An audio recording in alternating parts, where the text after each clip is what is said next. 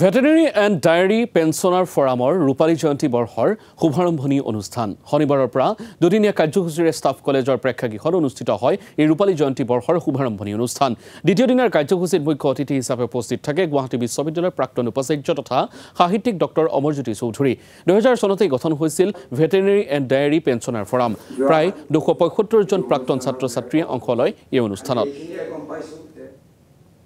veterinary and dairy pensioner ফৰামৰ ৰূপালী জয়ন্তী বৰ্ষ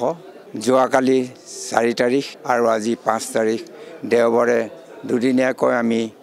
আয়োজন কৰিছিলোঁ আৰু এই অনুষ্ঠানটিত মুখ্য অতিথি হিচাপে প্ৰাক্তন উপাচাৰ্য গুৱাহাটী বিশ্ববিদ্যালয়ৰ তথা সাহিত্যিক আৰু সমাজ সচেতক ডক্টৰ অমৰজ্যোতি চৌধুৰীয়ে মুখ্য অতিথি হিচাপে